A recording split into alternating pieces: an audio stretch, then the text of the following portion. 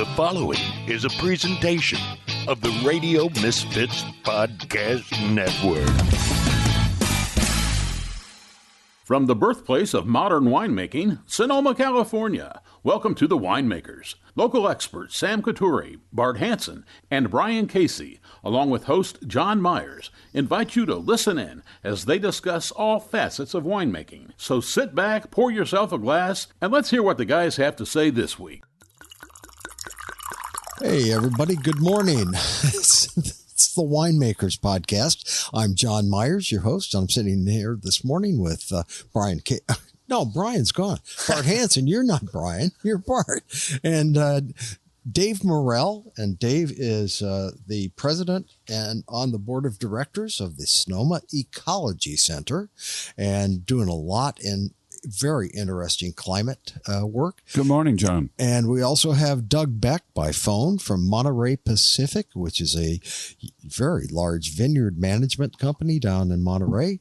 He's the science officer. He's also got a Ph.D. in soils from UC Davis. And I forgot to mention that you have a Ph.D. from Princeton. So, true. We're talking to some very that was some years ago. I was younger then. So it's pretty amazing. Here it is, only February, and we've had 3 PhDs on the podcast this year. There you go. You're upgrading. I guess we must be doing something differently. There goes a sighting of the famous Phil Couturi. Bye, Phil. See ya. And Isabel Gassier. They're here. Enjoy your tasting. They're here for a tasting of everything 21 and 22. Yeah. So that should be interesting. Very good. I'd like to be a fly. I'm sorry we're missing that. Right. Absolutely. So, David, I was hoping that you could, tell us a little bit about what's going on at the Ecology Center. Hoping to, it's the Sonoma. We think of it as the Sonoma Valley Ecology Center, but it's really the Sonoma Ecology Center because you guys work all over the county, correct? We work all over the state and increasingly nationally and even internationally. Wow, really? That's we're awesome. based in Sonoma, but we have a vision that takes us various places around the globe. Could you give our listeners a little background on some of the programs that you do and lot of the work you're doing? We're a nonprofit, as said, based here in Sonoma. We have about 30 employees. We run a budget of about $3 million a year. We're a bit of an unusual nonprofit in that we don't have an endowment. We would love one, anyone listening.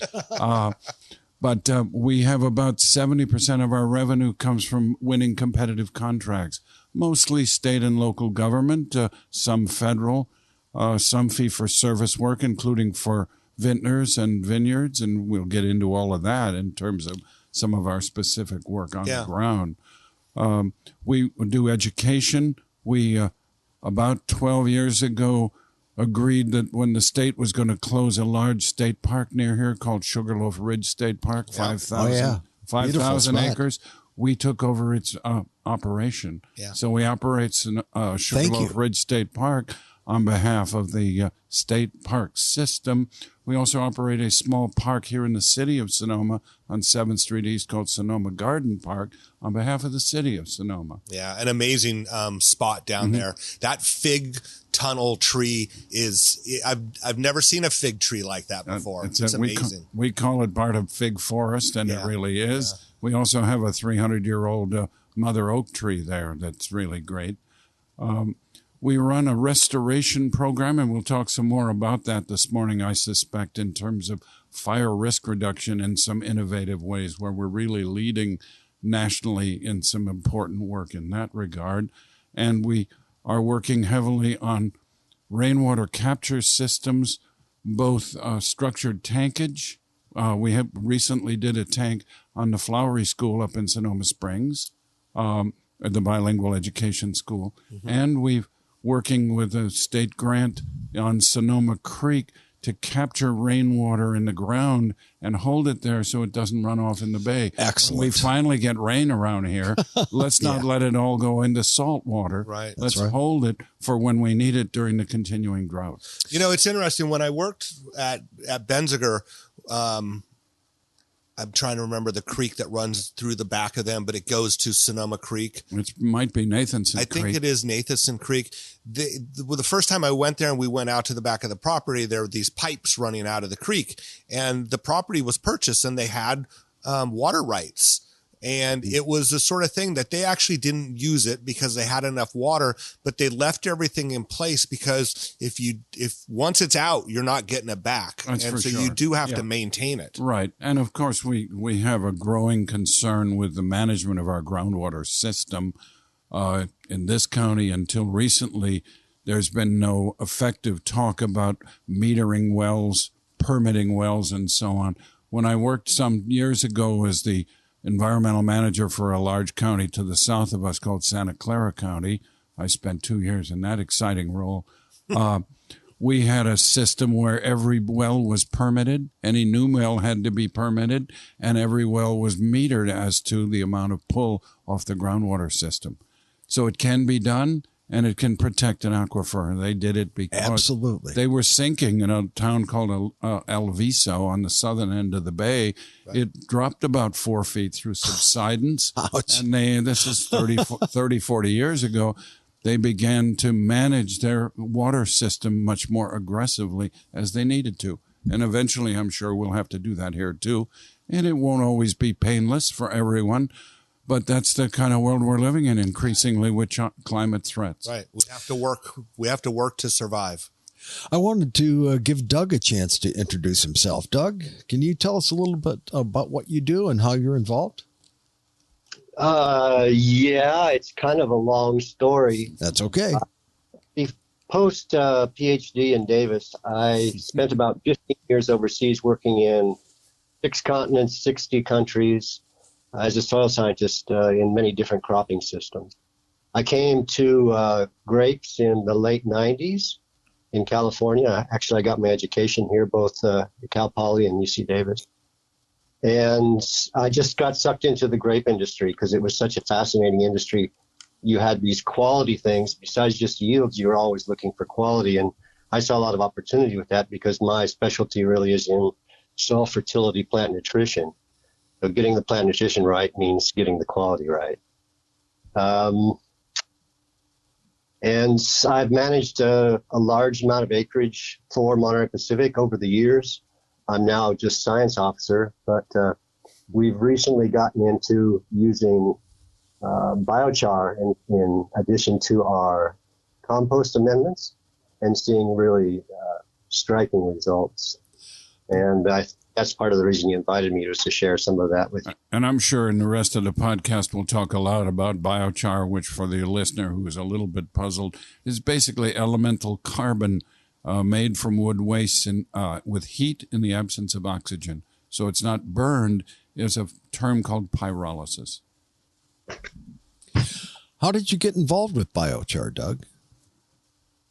I was a soil scientist working in cropping systems of South America, and they have these widespread soils in the Amazon basin that have been modified with biochar, with charcoal, down to about 5 to 6 feet depth and uniformly blended with the soil.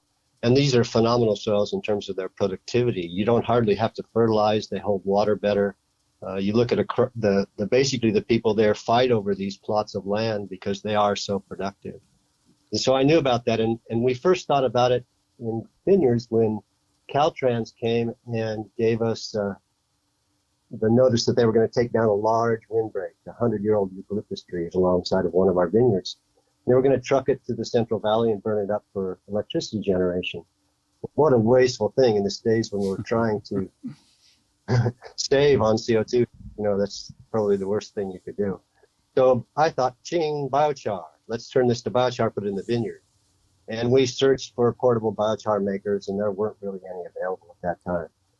But it gave us the idea, and a few years later, we had the opportunity to get a DWR, Department of Water Resources grant, to do a really complete trial to see how biochar saved irrigation water. And that grant was through the Sonoma Ecology Center, which is how Doug and I began to work together closely. Excellent. Well, obviously, thanks you guys to are the California Department of Water Resources for funding this initiative. Yeah, you're working towards a great goal. That's for sure. It's fascinating how, a windbreak got you into it. That's interesting. So I guess, what I would ask is, could we kind of start at the beginning? I mean, I think for those of us in the wine business and people that have traveled here, you've driven around and maybe seen where a vineyard had been torn out and the vines all piled into a pile. And although I think that might be able to be made into biochar, I don't think that's actually what happens. Because some of the time it does when we're involved. Correct. Oh, yes. I mean, that's what I mean. It all could be, if we could get those vineyard management companies and property owners to kind of be thoughtful and thoughtful to plan that. And how do you connect with those? It's not a big difference. Well, let's talk about the technique and then, of course, the outreach through podcasts like this to your listeners, as well as just generally. With those piles, we traditionally have simply burned them on an appropriate burn day with permission from the local fire chief. We've innovated a different approach, very similar, not much harder to do, called a conservation burn. We basically fluff up the pile so it has more air in it. Most importantly, we burn it from the top, not the bottom. And when you do that, I lovingly use the phrase, the flame cap on top eats the smoke coming up from below. So we're getting much less in the way of smoke emissions. In our valley and Napa Valley in burn periods, it's terrible. All smoke. Stupid. Terrible. So with the conservation burn, you get much lower emissions. And at the right time, when about 20% of the mass remains, you use water to quench it, and it becomes biochar. Because really, the cap has controlled the oxygen flow into the system. So it's an easy way to make some basic biochar right in the vineyard. To illustrate the lack of smoke emissions, we did a burn down south of here in the Moulis area, Shelville area, and the fire chief wanted to come, and as usual, he was running late. And he said, "I can't find you. I always come to the plume." And we were pleased to hear that because there was no plume. Absolutely. That's what we wanted. And we get biochar, elemental carbon that we put in the soil. That's one way to make it. And before we're done this morning, we'll talk about other ways to make biochar with somewhat more sophisticated machines. What does it cost to get into this as a vineyard owner? Well, the easiest is to simply learn enough in a one-day or half-day training session to fluff your pile, to make sure the moisture content is adequate, and then to burn it from the top and quench it with water. So the costs there are not much of an increment above just burning. Just burning it. It's a little more to learn what the hell to do and do it right. And then learn a little bit about how to put the biochar into the soil, which Doug will jump into in a minute and give us real detail. Yeah, and the whole so that the delta, the increment of cost is very, very low. Never zero, but very low. And we offer that kind of consulting service to vineyards from Sonoma Ecology Center. And the whole key is that you're trying not to create ash, right? Because if it's gone to ash, it's all, what the benefit is lost. Almost all the benefit is lost. And it's incredibly powerful as biochar. How long, you said, you learn it once and then it's for the lifetime. That's it. So pretty much. You probably get better over time. Doug can jump in, please, but when you use the conservation burn, there's a bit of an art as well as a science to exactly when to quench. You quench too soon, it's not right. You quench too late, it's not quite right. So there's a bit of a learning process about that. You want to do it when the wind is the right direction so that your fire works properly. Basically, it's pretty simple technology. Doug, that's your cue. Yeah, I think there's actually a couple services coming up where people are coming in and burning, taking care of the metal and everything and burning it on site so that you have biochar that are put back in the field. Mm-hmm. I'm not going to names right now because I think they're just in the beginning of ramping this thing up, but I think everybody will be able to do it soon at a very reasonable cost. We did an early burn example with Bruce Cake Bread over in Napa, a name your listeners will know. Absolutely. Of course. And so, that's a typical example of what's possible. You can also purchase biochar. I think going rate right now for high quality, high carbon biochar is about $300 a ton. Yeah, delivered typically in bulk form. Let me jump in with that point. We at the Ecology Center about 18 months ago worked with a tree company in the Bay area called A+ Tree, a kind of sustainability oriented company. We put together a CAL FIRE grant proposal, and lo and behold, we won it. And that allowed us to purchase what will be California's first pyrolysis unit specifically to make biochar. That unit is being built for us in a company in Iowa. It comes in a 40-foot container. It'll be delivered now within about 6 weeks to California. Initially, we were trying to site it in Vallejo on Mare Island, the old naval base. For a variety of permitting reasons, that didn't quite work. And so now we're in the final stages of negotiating what's called CEQA, the California Environmental Quality Act, and air quality permits to locate in American Canyon, a site actually owned by the city of Napa, called the Napa Recycling Facility, where there's a lot of compost available. Right. And we'll be locating our machine there and beginning to make tons of biochar right here locally in the Napa-Sonoma Valley area. Doug, what does a ton cover acre-wise? Yeah, something you have to consider when you're applying biochar is you can't dump it on the surface. You really have to put it where the roots are working, where you're going to be getting your water and nutrition from in the soil. So the time to do it is when you plant. And the way we do it is we rip using GPS down the future vineyard row, and then we leave an open delve, drop the biochar compost into that V or delve, that groove, and then rip again down that line, mixing it down to 4 feet depth. Mm-hmm. It works much better when you do it in raw land before you do the planting. Exactly, because getting it to where you want it in an existing vineyard is tough and expensive. But you've got to basically dig alongside the vines and inject it basically down there where the roots are. Most vineyards are existing right now. So how do we get those people to get into it? There are also a lot of people developing. I mean, everybody's always doing a little bit, and what I would encourage is that they try it, because that's the time when you really will see the impact. Any replanting then? You get the impacts, as we'll get into, and Doug has great details on this from our Department of Water Resources funded scientific study. Not only did we improve soil health and water retention in the Oasis Vineyard, Doug, I'm stealing your thunder here. Cool. We paid for the economics. It was economically positive, not negative, to improve the system. So we have data that shows we're projecting economic value as well as environmental value. How's that for a good combination? So and I'm kind of missing part of this conversation, so I apologize if this question's been kind of addressed, but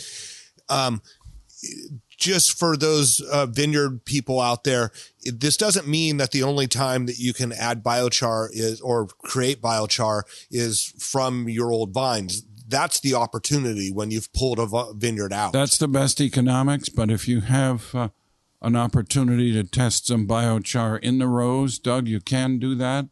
You can do it for stormwater runoff on the edge of a vineyard and capture the stormwater with the elemental carbon. There are a number of ways to proceed before you have a full vineyard replanting process. Right. And is it true, or is it viable that here in the North Bay, where we've had these fires, as people are, clearing their properties, are those trees that they're pulling off, are those viable to make biochar? Funny you should ask. It's almost, I could have set up that question. That's what I was trying to do. Two things we do, and you did it well. Two things we do at the Ecology Center that also involve biochar are, one, flame cap kilns, and I'll come back to that in a minute. And so we are working in the forests on the slash material to reduce forest fire risk by using a typical metal container that looks like an old burn barrel, but it's not. It comes in flat sheets. that fit in a pickup truck, holes in the four corners, and you use bolts to assemble the kiln in the field. You then place the waste wood into the kiln, right in the forest, in a forest clearing, and you. We have a 4-4 rule. The wood should be no longer than 4 feet and no fatter than 4 inches in diameter. You then fill the barrel, light it again from the top. It's actually a double layered of metal on the round rim. It's as easier to do when I can show pictures, but I'm trying to use words. And light it from the top and keep adding wood until you have a full load, and then quench with water. You've got biochar right in the forest, and we have removed ladder fuels without any smoke emissions. Yeah. Indeed, we have another grant at the Ecology Center from the Department of CAL FIRE that is allowing us to get full emissions testing on these barrels, on these flame cap kilns. They look visually like our conservation burn. There's no smoke. The flame cap eats the smoke once again. Right. But you don't know what you're not seeing. So we have hired the world's best emissions testing group to do it. It's the U.S. Forest Service Fire Lab in Missoula, Montana. They will be testing in a building, safely, one presumes, underneath a hood and so on. And they're also going to come into Northern California at the right time and test in the field. They'll actually be testing emissions on the conservation burn as well. So my hope, one of my little dreams, is that once we get really good emissions data on flame cap kilns, we will mandate them as state policy and law that that's the only way we're able to eliminate ladder fuels in the forests as we reduce forest fire risk. And Excellent. we create biochar. About 20% of the wood turns into biochar. Wow. This is a question for both of you. Where do people buy biochar, number one? And again, I want to look at the acreage per ton. What is the average investment for a vineyard plus the labor, and how does that equal a return on investment and impact? So, Doug, I think Let's you're probably going to start with Doug on that. Then I want to jump in on some of the other costing. Perfect. Yeah, given a rate of 10 tons per acre, which is what we're using as kind of our standard application. And I wanted to say that what we found of all of our results, and most of the results that you find published, show that biochar works much better when it's combined with compost. In other words, composted together with your compost materials, so that they all generate all those organisms together. And basically the biochar is supercharged with nutrients and with microorganisms. The other thing I want to say is that when we're putting biochar and compost in the soil, we're not feeding the plants. It's not a fertilizer for plants. It's feeding the microbiology of the soil. And that's what this is all about. This isn't just putting particles of carbon in the soil so the plants have more available water and nutrients. It's feeding that whole population in the soil that's turning over nutrients and available to the crop. And that's where this all comes in terms of soil health. And that's a very important point. Cost at $300 per ton delivered, that's $3,000. And then we put about 15 tons of compost with that, and that's another $1,500. So we're talking like $4,500 just base cost. Mm-hmm. Plus some labor cost. Plus some labor, but it's labor. Not a lot. You do anyway, really. It's all the soil land prep that you do ahead of time. It's mixed with that. Well, let's get into your numbers, Doug. What is the return on investment and how long, et cetera?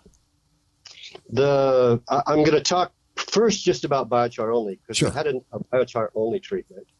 This was part of the research we did with the Department of Water Resources funding. Okay. This is from the DWR Sonoma Ecology Center grant. Yeah. So the biochar for us was $240 a ton, so that's $2,400 per acre cost. In the first harvest, which was third leaf, and this is Pinot Noir, you have to remember that we're a production-oriented vineyard. We're not doing 2 to 3 tons per acre. We're doing 7, 8 if we can. And so it's oriented towards productivity. And so that's what I'm talking about. So the first harvest was third leaf, which was an early harvest. It gave us 1.3 tons per acre over the unfertilized control or un-biochar control. That's 1950 was the total increase in return of grape price of average around $1,500 per ton. So first year 1950, the second year fourth leaf 1,650 was the increase over the control. Fifth leaf was 2,250 over control. These are basically in the range of 1 or 0.7 to 1.5 tons per acre more than the control. So over the 4 seasons of harvest through 2022, you had an increase of 4.6 tons per acre. Comes out to $6,900 minus your $2,400 investment. So over the first 4 harvests, you've made $4,500 more per acre just by putting in biochar. And with the biochar compost, you're making $8,700 per acre. And think about the fact that you're improving climate change. You're offsetting automobile and other emissions while you're making extra money in the vineyard. That was my next question right there. Yeah. and just to clarify this, so you guys both know, a lot of the guests that we have on, we talk to a lot of smaller wineries and smaller producers. Doug, you guys are a large vineyard management company. You farm probably the whole range of types of grapes, right? You have people that are farming more for production, people that are you're farming for people for production and for quality. Yes. But this is a no lose situation, right? Because I'm sure that even if you're not farming the piece of property for tonnage, you're still getting a better balanced growing, and the vines are just healthier in general, correct? Yes, and the DWR trial, we did grape quality, and basically grape parameters were not improved significantly, but they were improved across the board biochar. And it's particularly the anthocyanins and tannins were improved. Right, and you're getting water savings typically by using biochar. It holds water and improves soil organic carbon. By how much? Doug's got numbers on this from the Oasis trial.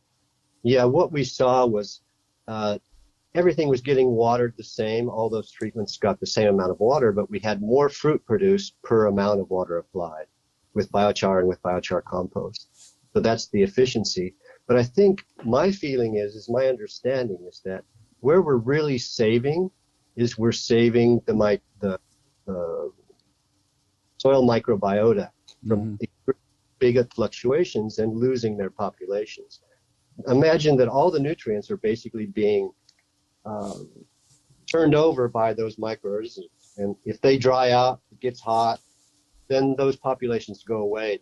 They basically are in fluctuation. But what they do is they use biochar particles as like coral reefs in the soil, where they colonize these things, mycorrhiza colonize them, all kinds of beneficial bacteria. All the useful fungi work in there. It's the water is held in those particles, and those things are able to survive over time. And so you're not interrupting those cycles of nutrient availability. Hey, Doug, do you guys farm everything sustainably? Do you farm anything organically? And is there any difference in those numbers or anything that you found from the difference of how you farm the property? We haven't had the opportunity to do biochar on any of our organic properties. So we've got our blocks going in now that are receiving biochar. So we'll know going forward what kind of how it affects, but it can only be positive. Yeah, that's what I was thinking. And other vineyards we've worked with, like Donham here in the Carneros, are using biochar along with organic. Right. They will only use wood that they've captured on their own property. They will not import wood or biochar from outside. That's how organic and sustainable they want to be. Right. And so but did I miss this? Can you cut vine cuttings like after pruning and make biochar, or is that material too small? Well, you could. Absolutely. You could certainly in one of our flame cap kilns. Nothing's too small. Okay, It might be too big, right? But it won't be too small. Right. Fascinating. Let's see what else. We've overwhelmed you with no questions. I mean, yeah. I mean, I'm a little bit. I'm still trying to observe all. I mean, we had some questions before about cost and availability. Let me go back into some of that. There are 2 high-quality suppliers available to us here in Northern California.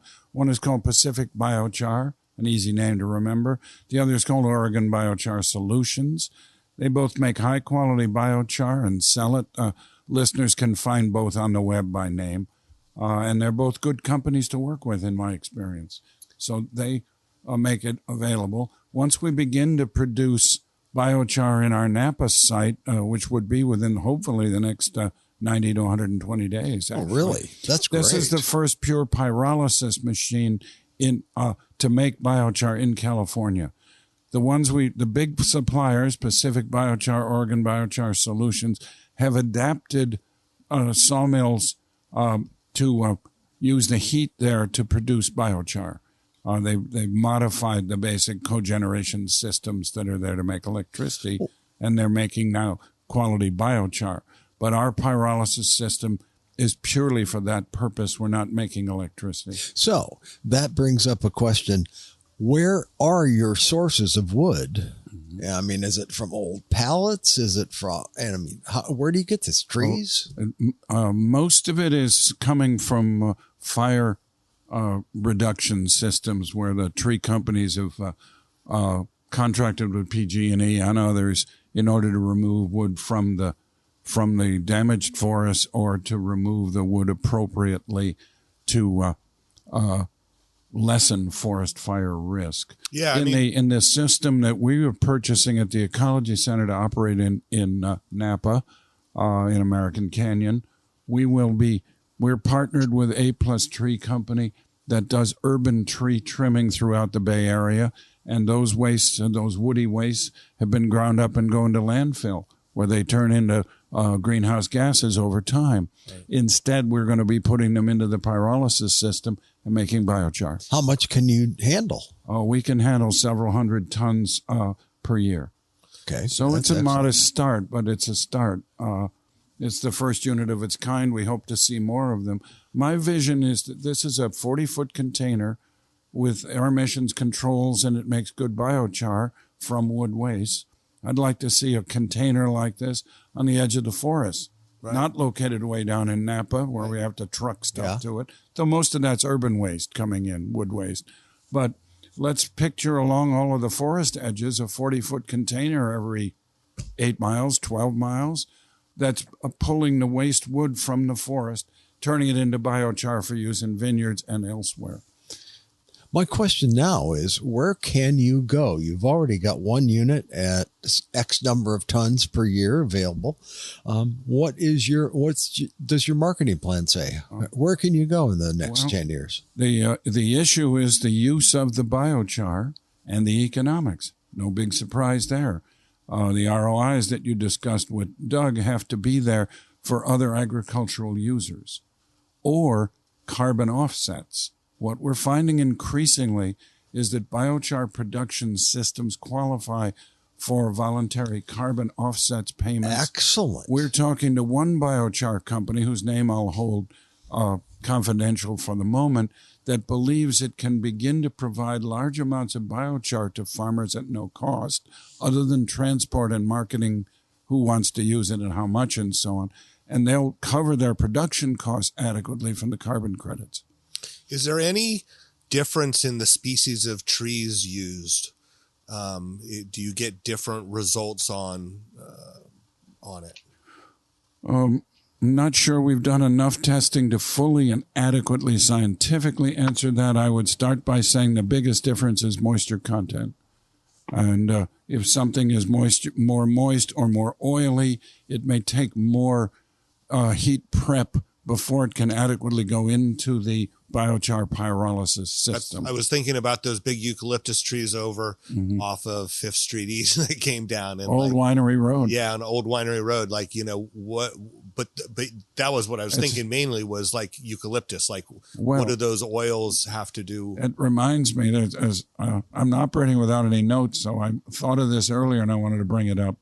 We're working at the Ecology Center now with an interesting new profit-making corporation based in the Santa Clara area called Earth Foundries, and we have a contract with them to work jointly with them. Earth Foundries has a large contract underway right now with the East Bay Regional Park System to remove lots of eucalyptus trees and turn them into biochar. And they're actually doing that at the moment. The first phase is actually now underway. Earth Foundries, with a CAL FIRE grant that we helped them write, won the money to purchase a large machine called a Tiger Cat Carbonator. This is a big machine that takes whole logs and turns them into about 10% biochar and the rest into smoke emissions. Yeah. And it's a transportable unit that moves on tracks, a bit like one of the tanks going to Ukraine. But this one is working on the environment. And they're actually making biochar now out of eucalyptus in the East Bay. And we're working with dairies here in this area at the Ecology Center with Earth Boundaries to take that biochar and test it with compost at a dairy right over in the Sebastopol, Petaluma area. What does an average eucalyptus tree weigh, and what does that convert into tons of biochar? I'm going to teach you another phrase that I've used over the years. I call it a ceiling number. And normally people think, gee, he means a maximum. I mean, no, I look up at the ceiling and pull down a number. I do not know what the hell a eucalyptus tree weighs. Doug, any idea? But I could make up a ceiling number. Right. Great answer. I have really no idea. Yeah. Basically, you take 3 tons of a woody biomass and with a high quality pyrolysis, a high-end pyrolysis machine, you'll get 1 ton of. So it's a 3-to-1 ratio. Our unit is about a 4-to-1 ratio. Okay. It's a modest small. It's the best unit we could afford.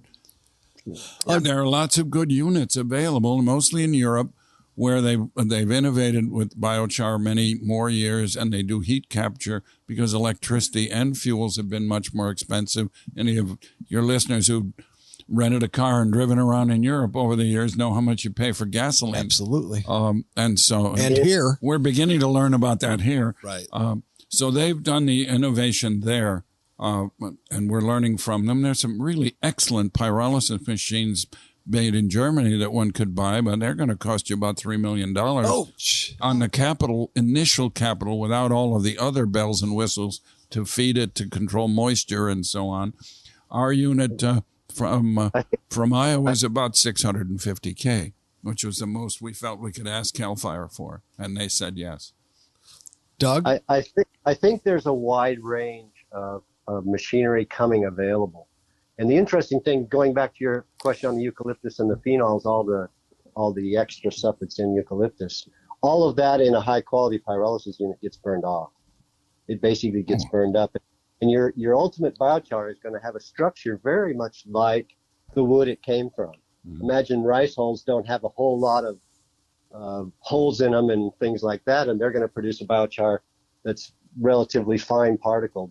You take any kind of a hardwood or softwood, it's going to have basically the structure of all of its tubes and vascular system, and it's going to be very complicated. A piece of biochar the size of a pencil eraser has the surface area of a football field. So that's what all the micropores that Doug is describing are quite stunning when you see the photographs. Doug, I have another question. Can this be used across all soils from here to Iowa and on? I mean, is it good for soybeans and corn and everything else?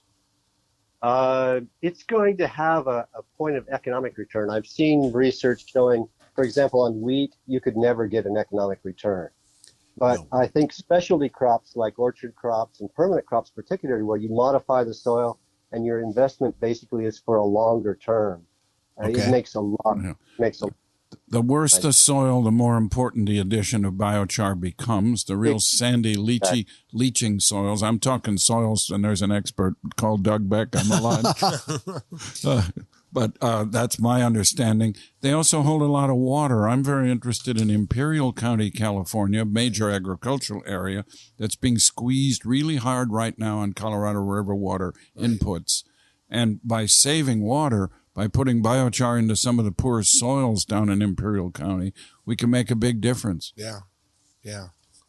Much better than trying to pump more water out on the Sierras and get it all the way down there in terms of high cost. Absolutely. So, Bart go ahead, Bart. Well, I was just wondering, what are some of your biggest challenges with pushing this forward? Is it, people accepting it and being open to it? Is it material? Is it finances? Like, what are your challenges? And what are the things that you're really excited about that's already happening besides what you've already talked about? Yeah, of course. The biggest challenges tend to be agricultural conservatism, which I say with great respect, including in the wine industry. Yeah. If Grandpa didn't do it that way, by God, I'm not going to do it that way. Right. And cost. Yeah. And then there's a bit of a kind of sense that this biochar sounds like magic. It can't be that good. Right. Because it saves water, it improves soil health, it saves the planet by sequestering carbon. How the hell could it all be that good? Right. And I think just in general, people hear burning something and they're like, well, we're not supposed to be burned. What about all these, no burn days? And they just truly don't understand that this is completely different. And our answer is we're not burning anything. We're not combusting anything. We're pyrolyzing. Right. But it's something new, and it seems a little bit too good to be true. Therefore, it probably isn't. And then and it's expensive. Right. So the market is still emerging, but it will get there. Yeah. Doug, go ahead, Doug. Go ahead. Yeah, one of the things to me is that USDA and NRCS, the National Resource Conservation, they basically have recognized it, and they're making available funds to fund a lot of trials. And so I think the amount that they're allotting is going to be quite large. This is the USDA program. I think it's 236 or 326, something like that. Yeah. There's going to be money, and that will help drive acceptance when people are getting enough to put it in without having money come out of their pockets.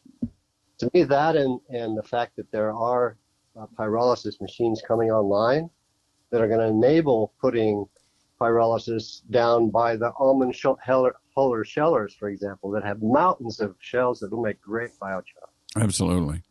There's lots of places where you could install machines and really change agriculture while you sequester carbon permanently. It's really quite amazing.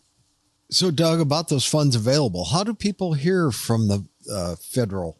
How do they hear the federal message, and how do they sign up for that? And are they getting it now, do you think? It's just coming online. It's just starting. Fantastic tools developed that allow you to see where biochar is going to work best. Actually, they use the soil classifications to basically point you towards you're most likely to get success with biochar. But the person to contact would be your local NRCS person. Mm-hmm.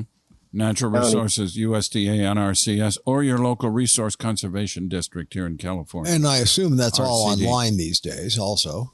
I mean, farmers aren't slow anymore. A lot of it's online, and a lot of it involves making information available. The Earth Foundry's work we're doing is explicitly funded by the state, and a big piece of it is information and outreach. It's one of the reasons I'm here to spend some time with you folks today and your podcast listeners. We're doing marketing and outreach about this. People only know what they know. Right. That's exactly right. If you need any volunteer help, I'm in. All right. All right. So that's good. Doug, I have another question about, Bart brought up organic soils earlier, and I wondered, can you bring back dead soils like this with compost and biochar? It's exactly what this does, is it brings back dead soils. I was amazed when I came from overseas and started looking at soils in California vineyards. Basically, they're burned out. Continuous applications of chemical fertilizers and no applications of organic matter have really taken soils down to where they're like 0.5% to 1% still organic matter. I consider these nearly dead soils because they're hardly supporting any kind of turnover. And so you have high inputs of fertilizers, high uses of pesticides, things like that. But you can enliven these soils. That application we did in the trial at Oasis, we increased soil organic matter percent from 0.7% to about 1.5% in that area that we affected under the vines. So nearly doubling. Transformed the growth of those vines. They were obviously better, healthier vines than the controls. Well, you've talked about tons per acres, and what kind of increase are you seeing? An increase of tons per acre? How do you actually document to a farmer, owner, grower, the benefits? Show me the money. Yeah, well, show me the trial results. Right. So much of your sales is based on anecdotal evidence. I mean, your fertilizer salesman tells you this is a great thing, and you take his word for it or you don't. And kind of how everybody views fertilizers. This is not a fertilizer. It's a soil modification system is really what it is. And it's taking your soil towards greater soil health. And we did soil health measurements as well on all this and found outstanding results from the BioChar and BioChar compost mix. So it's basically jump starting your soil health. And what we did in the Oasis Vineyard was replicates of biochar only, biochar and compost, control with neither. So we have data from those different replicates that we compare. That's where the science comes in. And so what is the benefit you tell the farmer?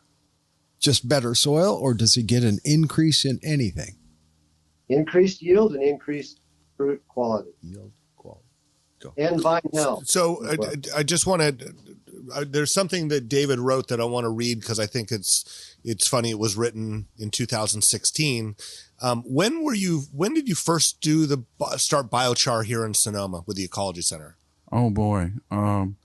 Probably close to 10 years ago. Okay. So you've been at it for a while. Yeah. I think it's interesting. In 2016, you wrote, using dead and dying trees in this way allows us to thin the state's forest carefully, thereby greatly reducing forest fire risks. At the same time, many new jobs will be created in rural areas. As for cost concerns, California spent over $3 billion in recent years fighting these fires, and it's not counting the cost of devastating communities. And then look what has happened since that. And had we been able to get things in programs built, we might not be seeing what we've seen. And I wouldn't have had to be evacuated twice. And you wouldn't have had to be evacuated And I've twice. had two sets of very close friends lost homes. And many of us listening to this have. It's really tragic. And so I guess my hope for this is that, we all learn from it. We opened our minds to it, and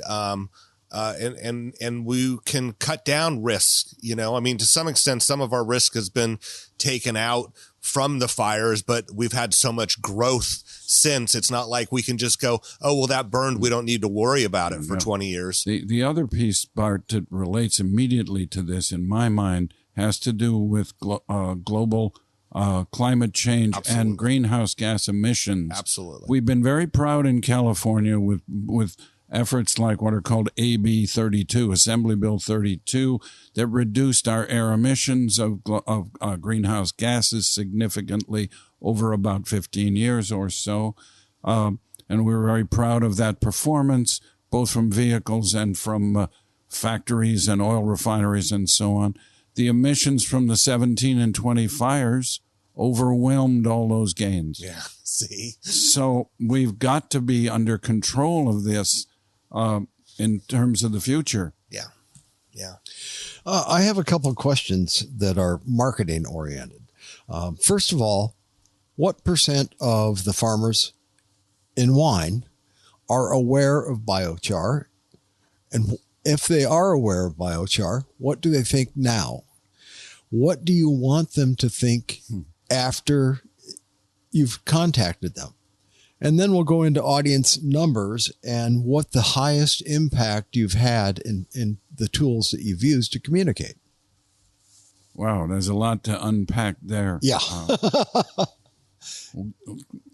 We are continuing to reach out with programs like this with websites, with publications of the Oasis Vineyard, data that Doug has managed, and so on. It's a continuing process. I wouldn't dare sit here to tell you that we feel we've been successful to date. It's an ongoing process. I mean, I think probably, most farmers have somewhere in their news feeds and things that they've received, they've probably seen the mention of biochar. They've probably read right past it.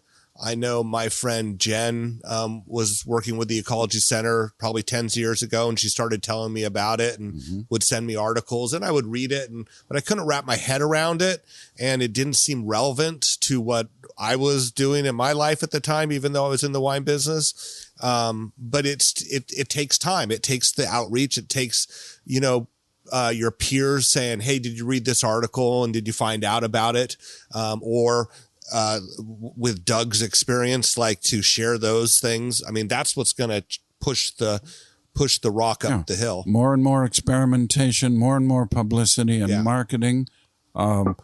I love the phrase peer review, not just as an academic, but the fact that when a vineyard uses biochar like at Donham in the Carneros, others peer over the fence. Right. That's the name. That's the next kind of peer review that makes a difference. Right. What's my neighbor doing over there? We're working with a dairy farm right now using the Earth Foundry's biochar out of the East Bay parks. This is in the Petaluma area. He's got thousands of cows. Can you say who that is? I haven't cleared it with him, so I probably won't. Right. But it's one of the larger dairy farms that we have in the Petaluma area. And we're working with him as an example of how to amend the compost that he uses with biochar. And part of that is explicitly marketing. Yeah. Well, you've got such a strong message in 2 words, yield and quality.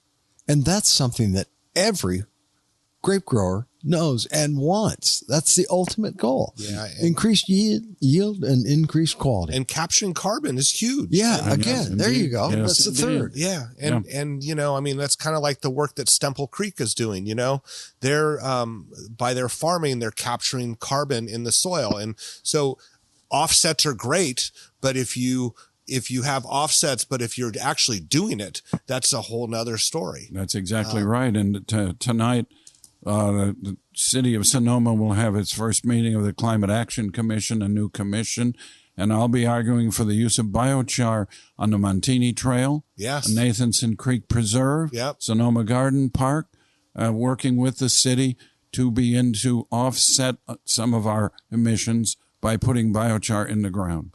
And tell us about that commission. That's new. Can you tell me who's on the board with you? There's a 5-member commission. I'm lucky enough to have been appointed by one of the council members to the commission. We have a draft climate action plan of about 80 pages. It has many good things and a few that I'm going to try to correct starting tonight. There you go. To make it stronger. One of the areas I'm going to push for that's not in the plan at the moment, and your audience may be interested in this, goes beyond the wine industry, but of course the wine industry is a big piece.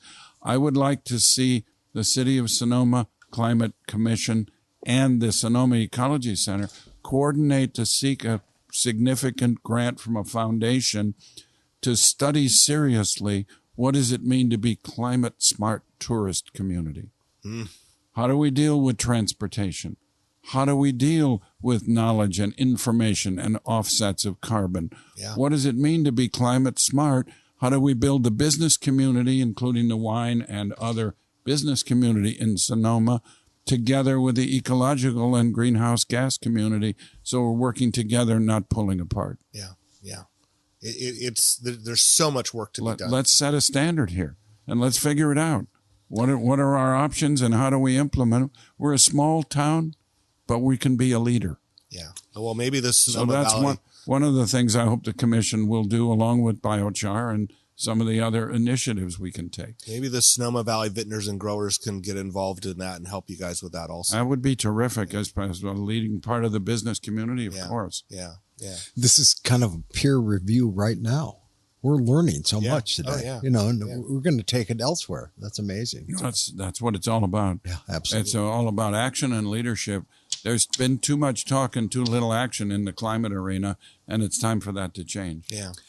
Doug, awesome. from your point of view, what have we not covered? I don't know. Can't think of it. Okay. Well, are you implementing biochar now in Monterey extensively? Big time, yeah. Thousands of tons right now. How many acres do you guys manage? I think it's about 18,000. Wow. Wow. Yeah, from Paso Robles area all the way up to north of 18,000 acres Of wine. Of vineyards. John, you know how I always say, like, the wines that Sam and I are, it's like one grain at the beach? Yeah. Well, guess what? Doug's the beach. You got the beach. That's a lot. I mean, those are the wines, those are the majority, big parts, large production. And on that, I can do as much as I can. Oh, sorry. Go ahead. Doug, go ahead. No, I was just going to say that the majority of those acres are owned by large investment companies. And they are 100% behind the biochar story, obviously, because it creates the fact that they can offset some of their even winery carbon use. But the trick is it's a win-win for everyone. I think that's what we really didn't talk about enough was the carbon sequestration and the component of this that really leads to reducing the CO2 in the atmosphere. Biochar can go into concrete. It can go into asphalt. It can go into soils of all kinds for filtration. It works in asphalt and concrete. Oh, how does it do that? And let me note something interesting in that regard that I thought of getting into earlier. There was a mention earlier in the discussion about rice hulls and making. I'm working now with a company. They're back east. They've patented a pyrolysis system to make biochar from rice hulls. What's unusually unique about it is that the rice hulls have a lot of silica, which makes it particularly useful as a supplement in concrete. We worked with UC Davis, Doug's alma mater, to put together a proposal. We weren't funded to USDA recently to try to really take this forward. This company, and I'll hold their name separate for the moment, recently has been approved to begin. They've been working with Arkansas, and as much as we produce rice in Northern California, most of it in the U.S. is out of the Arkansas, Tennessee, Louisiana area, and they're based in Memphis, this company. But they recently decided to move ahead with a California-based operation, and they'll be locating their unique pyrolysis unit in Northern California over the next year. I'm personally working with them on some of the permitting issues. Wow. So within a year or so, we're going to have a very unique kind of biochar production out of rice hulls that are now being burned. Right. So it's good for carbon, and maybe they'll go into concrete as a very unique addition to concrete. That's awesome. And something I learned as part of this whole process of thinking about the biochar and concrete, the production worldwide, globally, by weight of concrete is the second largest of any commodity in the world. In global, the largest is water. So second only to water by weight globally, concrete. Wow. So if we could offset the carbon impacts of 5, 10, 20% of that concrete, right? Holy moly. Right. What an improvement that'll be. Yeah.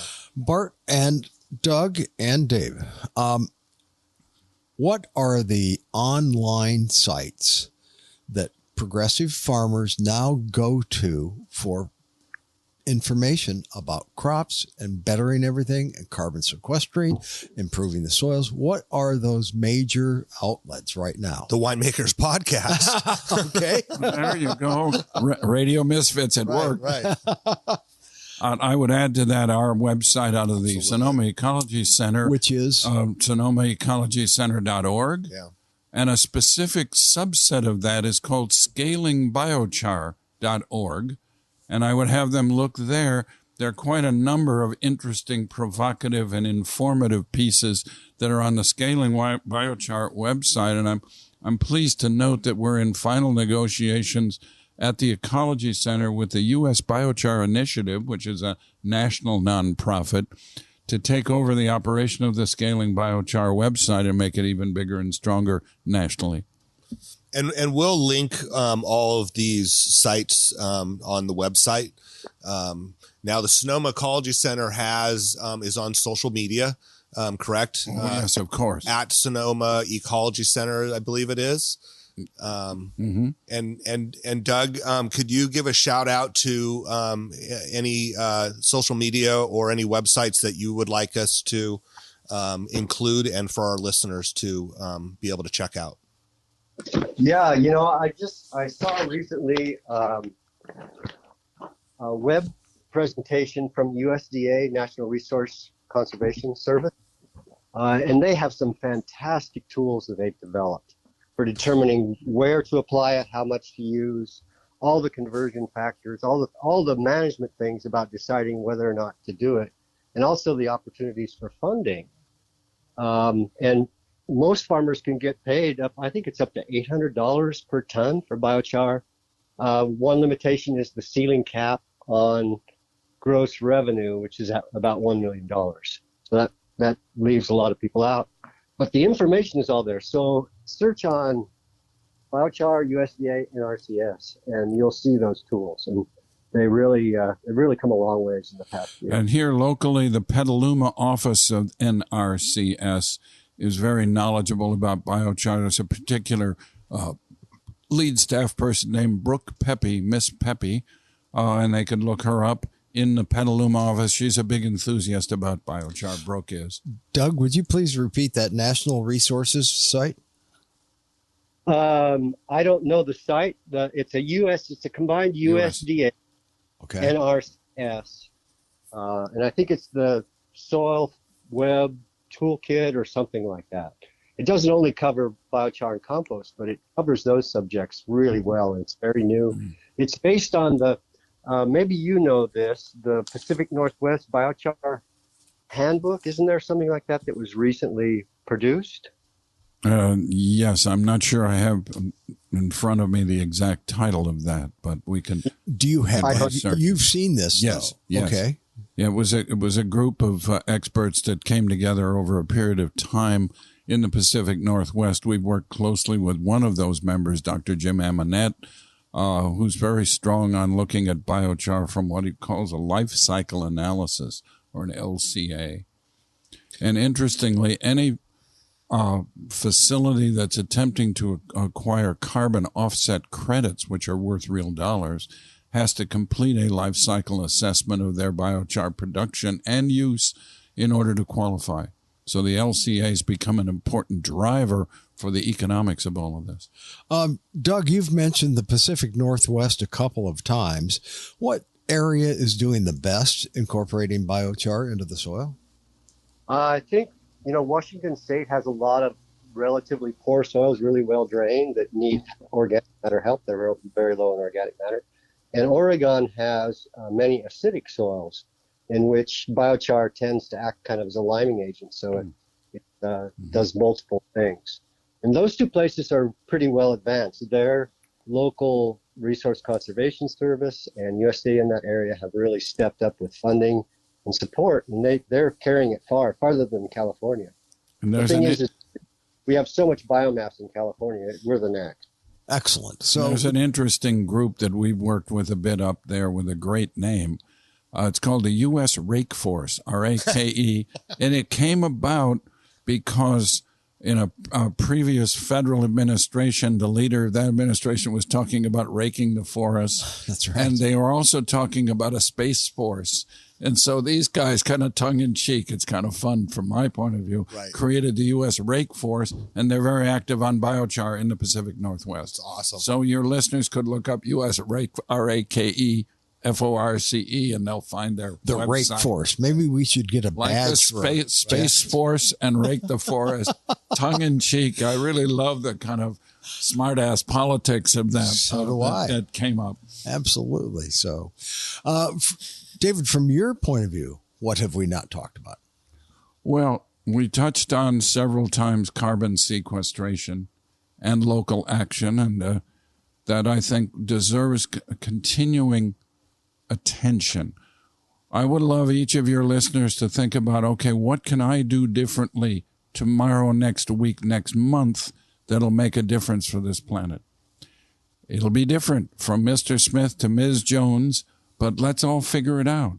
Let's do something different that makes a difference for the planet beyond talking about it, doing it, action. And that's what I'm going to be pushing with the Sonoma Commission. They're going to get tired of me in that regard, but that's okay. You're sounding like Ms. Nicholas that we had on a couple of weeks ago. You know, you're both completely right. Like if you're sitting around waiting for the government to come in and give us programs that are going to fix all this, that's not going to happen. If you're waiting for some new technology, this is about as close as it gets to new technology that's going to change things. And so we all have to do just something every day. You know, whether it's pick up a plastic bottle that's laying in the creek next to your street, that with the rains that we have coming all at one time now, it's going to end up in Sonoma Creek. And if it ends up in Sonoma Creek, guess what? It might end up in the bay. And if it ends up in the bay, it's going to be out in the big Pacific plastic garbage dump. Yeah. Actions make a difference. They do. And your neighbors see. It's that kind of peer review I was talking about. Your neighbor peers over your fence. You're managing things a little differently with your grass. You're watering it differently. Yep. You're using compost. You're using BioChar. You're driving an electric vehicle or you're bicycling.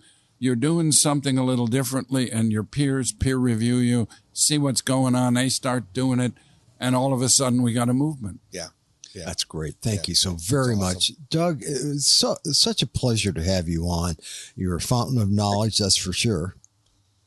Yeah, Doug, if you get up here in Sonoma sometime, please look us up and come visit. You know, we could have you on the show live sometime and discuss some of your future findings.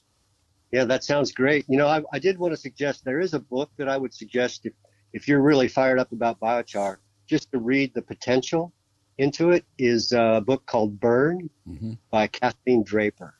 That's Kathleen with a K. Amazing book, and it really covers all the bases on how biochar can save the planet, basically. Yeah, and the book goes well beyond just agriculture into concrete and some of the other uses where we can sequester carbon and begin to really make a difference. And hopefully we'll start some of that in Little Sonoma. Yeah. Okay, well, Bart, any shout-outs today? Yeah, I actually have a couple.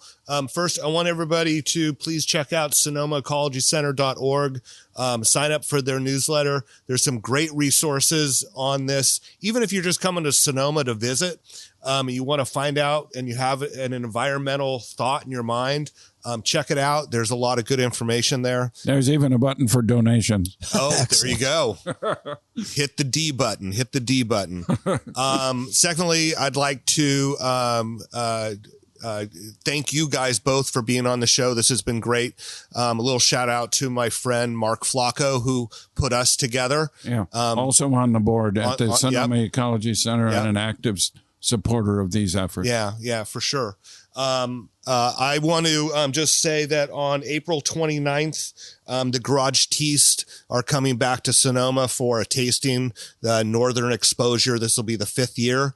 I will be there pouring my wines. I hope that some of you will set some time and come visit us that weekend. Where is it? At the Veterans Building. Okay. Time and date again?